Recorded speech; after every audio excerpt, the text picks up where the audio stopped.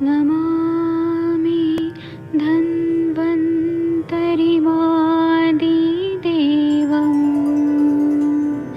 सुरासुरैर्वन्दितपादपद्मम् लोके जरामृत्युनाशम्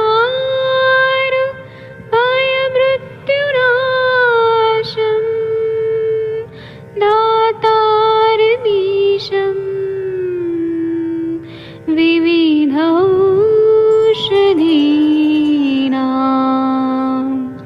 शङ्खं चक्रं जलौकां दधतं मृतघटं चारुतोर्भिश्चतुर्भिः सूक्ष्मस्वच्छादिरुद्यं शुकपरिविलसन्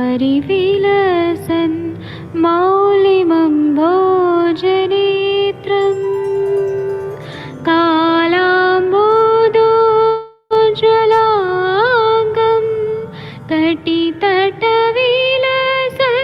चारुपीताम्बराढ्यं वन्दे धन्वन्तरिन्तं निखिलगदमिव प्रौढदावाग्निनीलम्।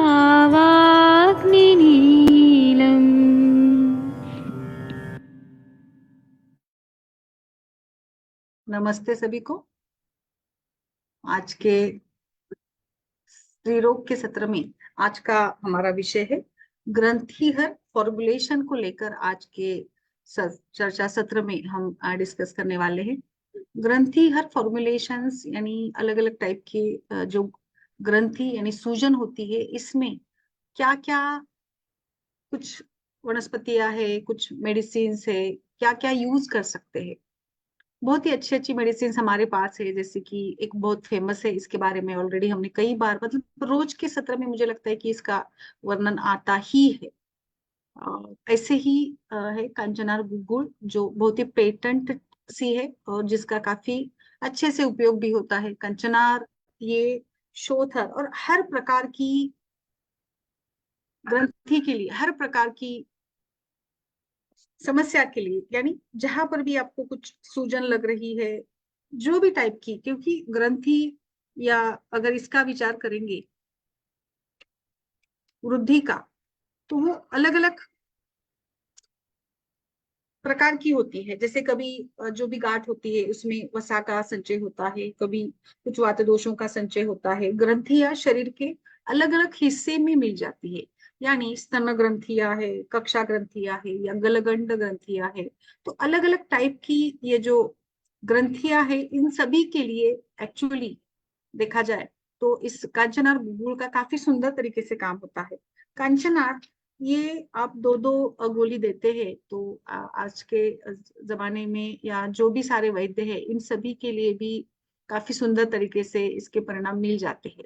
तो इस प्रकार से कांचनार गुग्गुल एक हमारी पेटेंट सी मेडिसिन है, तो इसका जरूर आप लोग उपयोग करते रहिएगा। इसके बारे में जो भी आपके रिव्यूज है, उन रिव्यूज के बारे में भी बताइएगा कि किस प्रकार से हम ये कर सकते हैं, इसको यूज कर सकते हैं, या आपने कुछ अलग से इसको लेकर अलग से कुछ विचार किया होगा, या आपका अगर कुछ अलग ऑब्जर्वेशन होगा तो उसके बारे में भी आप जरूर बता सकते हैं कि आपने कहा कैसे यूज किया था और आपको बहुत ही आश्चर्यजनक रिजल्ट्स आपको वहां पर मिले थे।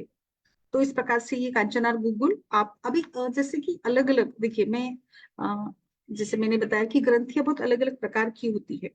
तो कोई भी शरीर के हिस्से की गांठ होती है जहां पर भी हो, यानी आप इसमें कुछ इसका भी विचार कर सकते हैं। अगर कुछ जैसे पिट्यूटरी ग्लैंड है या औटुका ग्रंथि है, थायराइड ग्लैंड है, इसकी भी अगर कोई भी विकृति है, उन सभी के लिए भी कोई भी प्रकार की अगर वृद्धि है, उन सभी वृद्धियों के लिए कांचनार गुग्गुल ये बहुत अच्छे से साबित हो गई है। इसका प्रयोग आप दिन में 2 बार कर सकते हो। इसके साथ अगर बृहत मंजिष्ठादि कषाय साथ में देते हैं, बहुत अच्छे रिजल्ट मिलते हैं। और ये खास ग्रंथि की अभ्यंतर चिकित्सा है। इसी के साथ भोजन के पश्चात विडंगासों का भी प्रयोग किया जा सकता है, जो बहुत ही बेहतर साबित हुआ है या जिसका परिणाम अच्छा मिला है। ये एक अनुभव के रूप में मैं बता रही हूँ कि किस प्रकार से ये काम करता है। तो काफी अच्छे रिजल्ट्स इसके मिल जाते हैं। कंचनार गुगुल महामंजिष्टादि कषाय के साथ देना है। इसी के साथ जो अलग अलग फॉर्मुलेशंस हमने, या मैंने आज का टॉपिक का नाम ही रखा है कि कंचनार तो है ही। आज का टॉपिक का नाम लिखा है कि ग्रंथिहर वनस्पतियां, अलग अलग वनस्पतियां जो खास करके ग्रंथि का छेदन भेदन। देखिए कोई भी ग्रंथि होती है ना, तो उसमें वात कफ की संप्राप्ति होती ही है, और इसीलिए मैंने सबसे पहले नाम लिया था कंचनार का। आचार्य चक्रदत्त ने बताया है कि गंडमाला में कंचनार की त्वक को शुंठी के साथ मिलाकर चावल के पानी के साथ पीने से बहुत अच्छे से कंचनार ये भेदन का कार्य करता है। चक्रदत्तर का ये फॉर्मुलेशन आज मुझे लगता है कि काफी सुंदर है, क्योंकि देखिए कांचनार छेदन भेदन करेगा, शुंठी ये आम का पाचन करेगा, एंड चावल का पानी जो है ये तो एक अनुपान के रूप में सुंदर काम करता है। तो ये कांचनार की छाल अच्छे से गंडमाला जैसे व्याधियों में उसका भेदन करती है। धन्वंतरी निघंटु में भी यही गुण बताया कि ये गंडमाला की गांठ फोड़ने का काम कांचनार खूब अच्छे से करता है, और इसको कफ पित्त शमन भी बताया है। कंचनार की पत्तियां, युग्म पत्र भी उसको कहते हैं, काफी फेमस टाइप का ये है। और ये जैसे मैंने बताया वृद्धि, सभी प्रकार की वृद्धियों के लिए, ग्रंथियों के लिए ये काम अच्छा करता है। नेक्स्ट हमारे पास है दूसरा वाला, इसमें मैं बताऊंगी रोहितक। तो रोहितक जो वनस्पति है, इस रोहितक को प्लीहा का शत्रु माना है। यानी प्लीहा के सभी प्रकार के रोगों में, प्लीहा विकृतियों में रोहितकारिष्ट का काफी प्रयोग सदियों से हम लोग करते आ रहे हैं, इसीलिए इसको प्लीहा शत्रु बताया है। और फिर इसको दाड़िम पुष्पक भी कहते हैं, दाड़िम छत भी कहते हैं। और रोहितक की छाल या उसका काढ़ा बनाकर, छाल की चूर्ण या काढ़ा बनाकर पीने से कैंसर या ग्रंथि, जो भी तत्सम सारे विकार है, इसकी जो गांठ होती है ना, तो ये गांठ गल जाती है। ऐसा काफी वैद्यों का और रुग्णों का अनुभव है। और हम सभी ने भी रोहितकारिष्ट का परिणाम प्लीहा या यकृत की व्याधियों में देखा है। जहां पर भी प्लीहा की सूजन है, जहां पर भी यकृत की विकृतियां है, हिपेटाइटिस है, सूजन है, या एनीमिक पेशेंट में भी कई बार लीवर और यकृत की इसकी विकृतियां होती है, तो इसमें हम लोग रोहितकारिष्ट जरूर ऐड करते हैं। इवन हम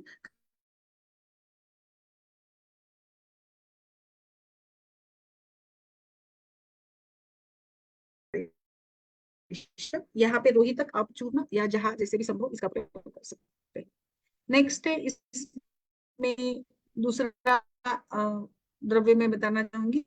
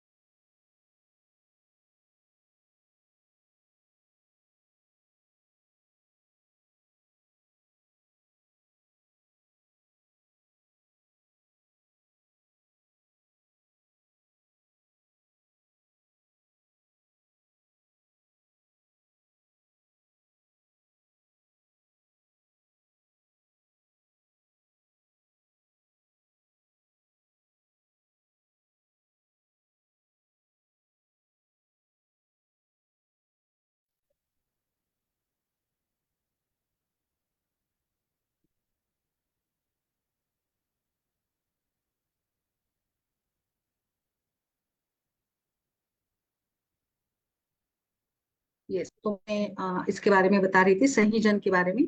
शोभांजन या शिग्रू जो सब्जी के रूप में भी खाया जाता है, और शिग्रू गुगुल या शिग्रू का काढ़ा बनाकर पीने से भी बहुत एक एक सामान्य सी ये वनस्पति है, सामान्य रूप से मिल जाती है, और ये आराम से आ भी जाती है। इसके शाखा, पत्ते, फूल सभी आराम से मतलब शोभा देने वाले होते हैं, इसलिए इसको शोभांजन कहा गया है। और लीवर कैंसर में या सभी प्रकार के कैंसर्स में भी कहीं ना कहीं ग्रंथि का अगर कोरिलेशन हम कैंसर जैसे व्याधियों के साथ कर लेते हैं, तो इसमें संयोजन की छाल को 20 ml की मात्रा में और उसके साथ आरोग्यवर्धिनी देने से काफी वैद्यों ने इसमें रिजल्ट्स अच्छे मिले थे उनको, और मैंने खुद से भी देखा है। और सहीजन या ये शिग्रू गुगुल, ये छेदन भेदन और वात कफ की संप्राप्ति लेखन का काम काफी अच्छा करता है। इसके साथ आरोग्यवर्धिनी देने से भी लेखन का काम होता है। इसमें जो कुटकी है वो लेखन का कार्य करती है। और ये बताया जाता है कि इनका कॉम्बिनेशन यूज करने से कैंसर भी खत्म हो जाता है, कम होता है, रोगी का आयु भी बहुत अच्छे से बढ़ जाती है। और ये वनस्पति जो सहीजन है, शरीर के किसी भी भाग पर अगर शोफ है, वेदना है, तो कफ और वात का शमन इनसे होता ही है। और कई बार तो ऐसा माना जाता है कि पेनिसिलिन की जगह पर भी इसका प्रयोग करना चाहिए। अपेंडिसाइटिस की सूजन पर भी इसका काढ़ा बेस्ट है। एंड अगर जहां पर भी आपको कुछ किसी प्रकार का दंश, कुछ बाइट का अनुभव हुआ है, वहां पर भी इस जहर के भाग पर भी इसको लगाना चाहिए। मूत्र विकारों में जो पथरी बनती है, अश्मरी होती है, इसके लिए भी हम शिग्रू गुगुल का काफी अच्छे, यानी शिग्रू ये अश्मरी हर भी है, जहां पर भी गांठ बन गई है, फिर वो किसी टाइप की भी हो, जैसे मूत्र की गांठ बन गई हो, यानी मतलब मूत्र में जो भी कंटेंट होते हैं इसकी अगर गांठ गई बन गई हो, अश्मरी है, तो उसमें भी शिग्रू गुगुल या शिग्रू का काढ़ा बहुत अच्छा है। और इसका ये बताया जाता है कि इसको पीने से पथरी टूट जाती है। शिग्रू का देखा जाता है ना, शिग्रू मोरिंगा ये जैसे पाइल्स या बाकी इसमें भी काम, मतलब भेदन का काम करता है। तो शरीर के किसी भी भाग पर होने वाले गांठों पर इसका मूल लेकर, शिग्रू का मूल लेकर पानी में अच्छा सा थोड़ा घिस कर इसका लेप भी लगा लेते हैं, तो ये गांठ गल जाती है, टूट जाती है। इसीलिए शिग्रू का अच्छा उपयोग इसमें होता है। नेक्स्ट है वरुण। मुझे लगता है वरुण आदि कषाय तो मतलब डेली हमारे केस डिस्कशन में होता ही है। वरुण आदि कषाय के बिना स्त्री रोग में हम आगे बढ़ते ही नहीं है, इतना ज्यादा मात्रा में इसका प्रयोग किया जाता है। वरुण ये भी अश्वगंधा द्रव्य ही है, और इसको हिंदी में वर्णा वरुण कहते हैं। तो ये भी बहुत बेहतरीन तरीके से सभी प्रकार की ग्रंथि और लीवर के कैंसर में हम कॉम्बिनेशन बनाकर सहीजन यानी शिग्रू, वरुण और पुनर्नवा, इन तीन वनस्पतियों को अगर हमने 2-2 तोला यानी अगर 20-20 ग्राम की मात्रा में लेकर उसका काढ़ा बनाकर देते हैं, तो इतना देखा जाता है कि टोटल रिजल्ट ऐसे मिलते हैं कि फिर धीरे धीरे कैंसर के पेशेंट का वजन भी बढ़ने लग जाता है। इतने बेहतरीन तरीके से ही काम करता है। तो सिंपल फॉर्मुलेशन है, आई थिंक आप सभी के लिए भी काफी एक इजी फॉर्मुलेशन ये बन जाता है। शुग्रु, वरुण और पुनर्नवा, इन तीनों वनस्पतियों का हमने उपयोग करके काढ़ा बनाकर पेशेंट को देना है। गले में अगर गांठ बन जाती है तो उसमें भी इस वरुण और शिग्रू की छाल का लेप करने से गांठ पूरी तरीके से गल जाती है। सिंपल फॉर्मुलेशन दिया है मैंने। कई बार ऐसे पेशेंट आते हैं ना जिनके गले पर गांठ बन जाती है, तो वो डर जाते हैं, फिर आगे जांच वगैरह तो करनी ही है। और इस गले पर होने वाली गांठ पर वरुण और सहीजन की छाल का लेप करने से गांठ गल जाती है। पित्ताशय की पथरी, गॉल ब्लैडर के स्टोन पर वरुण की छाल का काढ़ा पीने से भी ये सारे स्टोन, ये पथरी गायब हो जाती है। तो हम लोग डिस्कस कर रहे हैं, देखिए शिब्रू हो गया, वरुण हो गया, कांचनार हम लोग यूज करते ही है, रोई तक है, आगे है भल्ला तक, इसी क्रम में आगे का द्रव्य है भल्ला तक। भल्ला तक ये तीक्ष्ण गुण वाली वनस्पति है, और भल्ला तक के फल के अंदर काले रंग का रस होता है जो बहुत उष्ण होते से भल्ला तक को दूध के साथ सिद्ध करके ही पिया जाता है। भल्ला तक के फल पर का ढक्कन निकालकर उसमें से काले रंग का रस निकालकर बाकी फूल के पाउडर करके उसको दूध में उबालकर पिलाते हैं।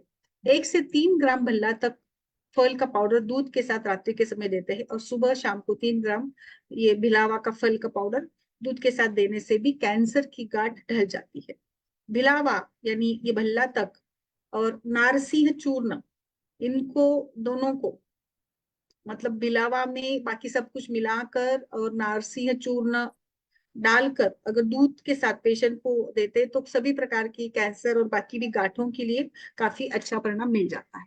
तो भल्ला तक वटी, भल्ला तक अरिष्ट, भल्ला तक का आसव एवं भल्ला तक का चूर्ण, या जिन कल्पों में भी भल्ला तक है उनका आप देखिए रिजल्ट आपको मिलेगा सभी प्रकार की ग्रंथि या वृद्धि के केसेस में। नेक्स्ट है बेर। बेर वैसे तो एक आहार्य ये है, फल है, इसका छोटा ही पेड़ होता है, और ये मतलब बच्चों और सभी बड़ों को भी बेर का जो फल होता है ये चबाकर खाने में मजा आता है, खाते हैं लोग इसको। बट ये आपको पता नहीं होगा शायद, हमने देखा इसका थोड़ा उससे कम मिलता है, बट इसीलिए मैंने इसको देखा। तो ये काफी पुराने जो वैद्य थे उनमें काफी इसका प्रचलन था इसका प्रयोग करने का। तो बेर को क्या करना है, बेर की हमने मूलों को लेना है और उसके छोटे छोटे टुकड़े करके और अच्छे से मतलब उसको पाउडर बनाकर आप सुखा लीजिएगा, एंड सुखाकर इसका प्रयोग हम लोग करेंगे।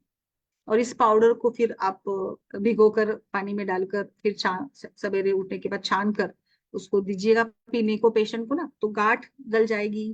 एंड बाकी भी इसके लाभ होते हैं। और ये देखा है कि जैसे गाँव में लोग इस प्रकार की ये जो बेर होती है ना, या इसको झड़बेर कहा जाता है, इस झड़बेर के मूल का काढ़ा बनाकर दिन में 2 बार देते हैं। और मतलब देहाती लोग काफी उपयोग करते हैं, तो गांठों को गलाने के लिए उपयोग करते हैं। वैसे भी देहात में या गाँव में आज भी ऐसा प्रचलन है ना कि ज्यादा से ज्यादा मतलब कई बार वैद्य के पास, डॉक्टर के पास पेशेंट जाते नहीं है, अपने आप से ही कर लेते हैं। तो अपने आप से करने में गांठ कभी आई है, किधर से आई है, तो इसके लिए ये जड़बेर के मूल का काढ़ा बनाकर दिया जाता है। नेक्स्ट है, इसमें दूसरा द्रव्य आता है हस्तिनी द्रव्य। हस्तिनी द्रव्य जैसे ये मतलब हाथीनी नाम से ये है गुजराती में, या बाकी यूपी साइड में इसको हाथीनी कहा जाता है। संस्कृत में इसको हस्तिनी कहते हैं। तो ये इसका तो इतना मतलब इतना अच्छा रिजल्ट है कि जो डिलीवरी वगैरह हो गई ना, या रक्तगुल्म वगैरह हो गया है जिस रुग्ण में, ऐसे रुग्ण में भी इस हस्तिनी को मूल के हस्तिनी के मूल को पानी में पानी के साथ पीस कर और उसमें थोड़ा सा शक्कर मिलाकर पिलाया जाता है, जिसमें ऐसे बोला जाता है कि रक्तगुल्म की गांठ को भी गला देता है। काफी प्रसूता महिलाओं के रक्तगुल्म में इसको गलाया जाता है। इस प्रकार से ये बहुत ही प्रसिद्ध ऐसी चिकित्सा है। और इन वनस्पति का उपयोग आप जहां पर भी ऐसे आपको लग रहा है कि भाई कुछ गांठ बनी है, गुल्म के जैसे कंडीशन है, वहां पर आप इसको जरूर उपयोग में लाइएगा।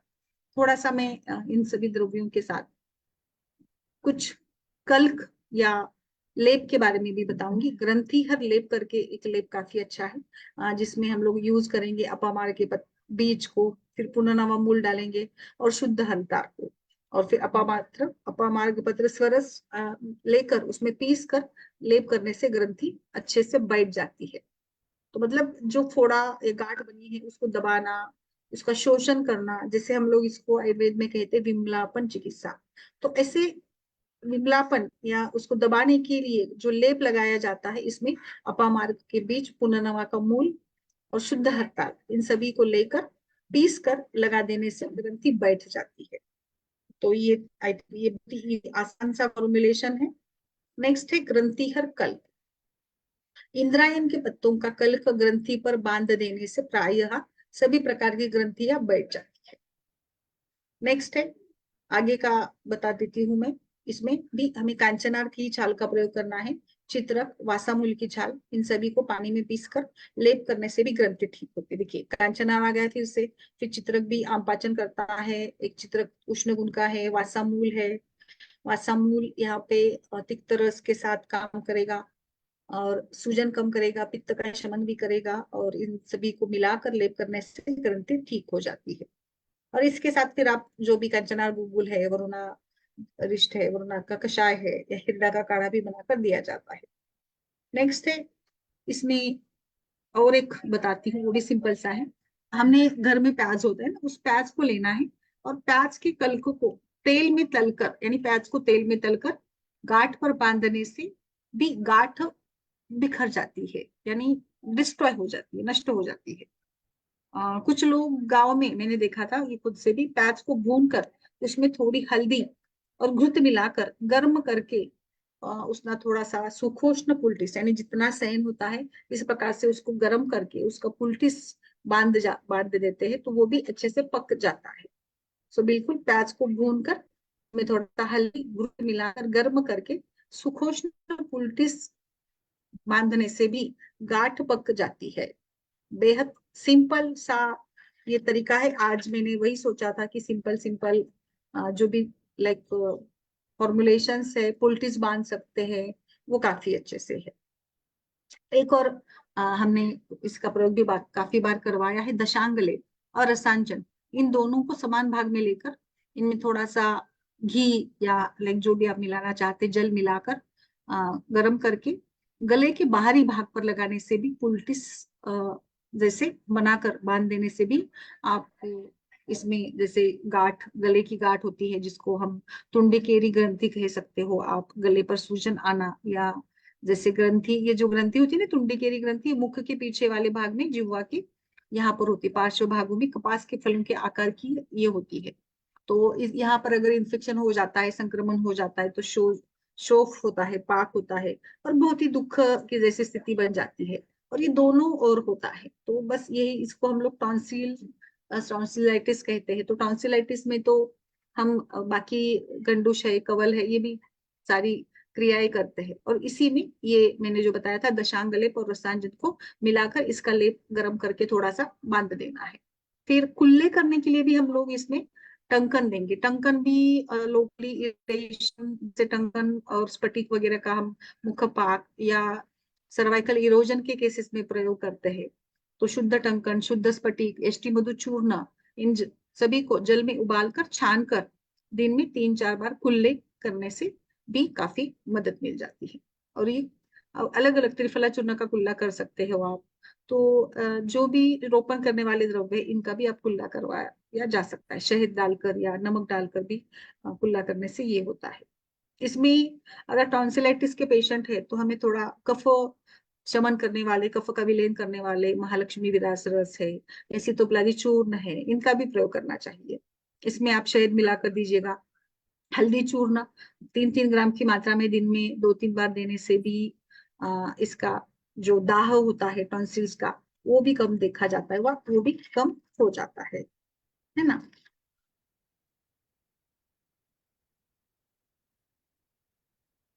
तो ये बात काफी अच्छा विकल्प है हमारे लिए। बाकी मेडिसिन प्रोप्राइटरी तो बहुत है, बट मेरा ये विचार था कि हम थोड़े से अलग अलग जो अद्भुत फॉर्मुलेशन है उसको पढ़े। और कुछ बताती हूँ मैं इसमें ना, जैसे एक स्तन ग्रंथि का विचार थोड़ा करेंगे। स्तन ग्रंथि भी काफी एक कॉमन समस्या है। तो स्तन ग्रंथि पर क्या करना है, एरंड के तेल की हल्के हाथ से मालिश करके, और मतलब थोड़ा मालिश करिएगा और फिर ऊपर से एरंड का तेल चुपड़ कर और ऊपर से एरंड का पत्ता बांध कर गर्म करके ऐसे बांध दीजिएगा।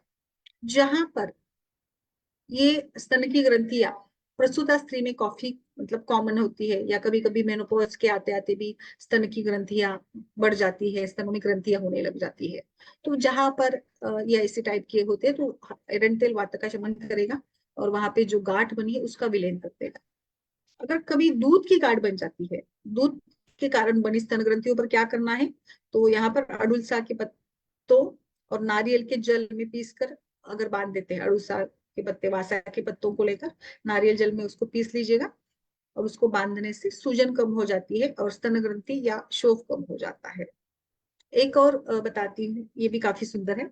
अश्वगंधा पत्र पानी के साथ अच्छे से सिलबट्टे पर रगड़कर ग्रंथि और फोड़ों पर लेप करने से उनका शोफ और वेदना शांत हो जाती है। आज मैं अलग अलग जो अद्भुत और जिनकी चर्चा नहीं होती है, हम ज्यादा से ज्यादा प्रोप्राइटरी मेडिसिन या क्लासिकल रेफरेंस वाले जो भी द्रव्य है इनका प्रयोग ज्यादा करते हैं, बट मुझे ऐसे लगता है कि ये कुछ अलग अलग अनुभूत वैद्यों की परंपरा जो है या अनुभूत तरीके से जिनका प्रयोग चल रहा है, ऐसे सभी का भी हमें कहीं ना कहीं विचार करना है, हमें इसका भी उपयोग करना चाहिए, है ना। तो इसीलिए मैं ये अलग से बता रही थी। नेक्स्ट है अ, इसी में ईश्वर मूल करके जो वनस्पति है उसको पानी के साथ पीसकर लेप करने से भी ग्रंथि और फोड़े दोनों में ही लाभ मिल जाता है। तो ये भी काफी सिंपल सा है। फिर कभी कभी ग्रंथि थोड़ी सी विदीर्ण हो जाती है। तो इस अगर ग्रंथि विदीर्ण हो जाए तो वहां पर क्या बताया है कि उसको व्रण के जैसे हम लोग ट्रीट करेंगे, व्रणवत उपचार उसका हमें करना है। अभी इसके लिए क्या करना है, घृत, मधु एष्टि चूर्ण और मधु समान मात्रा में तीनों को मिलाकर लेप करने से ग्रंथि विदीर्ण हो जाती है या नवीनीकरण वहां पर ठीक हो जाता है। इसमें पंचगुण कर तेल करके एक आता है, या फिर आप वर्णऋतु तेल भी जिस गॉज भिगोकर, कॉटन भिगोकर इसमें आप बांध ड्रेसिंग कर लीजिएगा। और अभ्यंतर चिकित्सा में आपको आरोग्यवर्धिनी है, कांचनार गुगुल है या मंजिष्ठादि काढ़ा है वो भी दिया जा सकता है, वो भी काफी सुंदर तरीके से काम करेगा।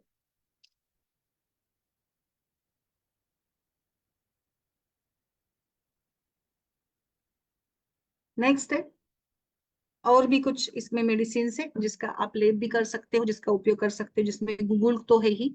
ऑफ कोर्स गूगल के बिना तो ग्रंथि अधूरी रह जाएगी, ग्रंथि की ट्रीटमेंट तो आप जरूर यूज करें वो भी। इसी में आपको और भी कुछ द्रव्य हैं जो सुंदर काम करते हैं। हाँ, एक और फॉर्मुलेशन बताती हूँ। तुलसी की पत्ती, तुलसी के बीज और एरंड की कोपल, इन तीनों को बारीक पीसकर थोड़ा सा नमक मिलाकर उसका गुनगुना लेप करें। और फिर भगंदर की गांठ या कान के पीछे की गांठ हो या जो भी कई प्रकार की गांठ है, तो ये गांठ बैठ जाती है, यानी वो आगे उसकी उल्टी नहीं होती है। तो इस प्रकार से ये भी सिंपल फॉर्मुलेशन है। तुलसी की पत्ती, तुलसी के बीज, एरंड की कोपल, तीनों को बारीक पीसकर थोड़ा सा नमक मिलाकर इसका गुनगुना लेप करना है। हाँ, ठीक है।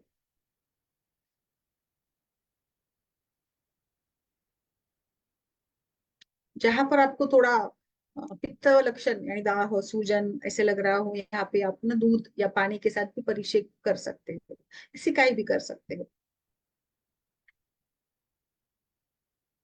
काफी इसका भी परिणाम अच्छा देखा जाता है।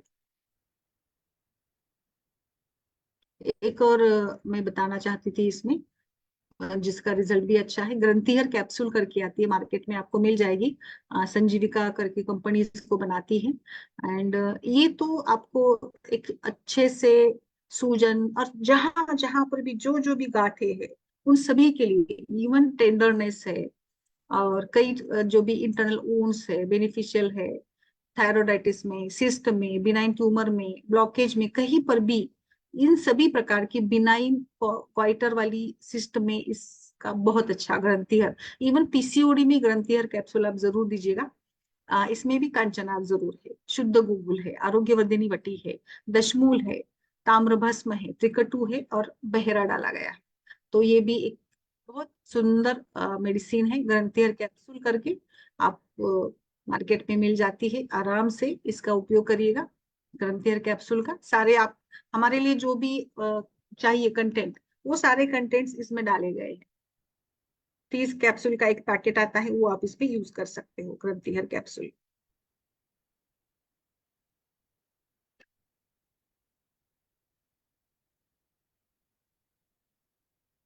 ओके, चलिए, तो इस प्रकार से आज कुछ फॉर्मुलेशंस हमने देखे कि किस प्रकार से हम लोगों को विचार करना चाहिए ग्रंथि की ट्रीटमेंट के लिए, या गांठ हो, फोड़े हो, सूजन हो, तो इसमें कुछ आयुर्वेद के जो अलग अलग कॉम्बिनेशन है, इसको कैसे यूज किया जा सकता है, इसी को लेकर मैंने आज बताया था।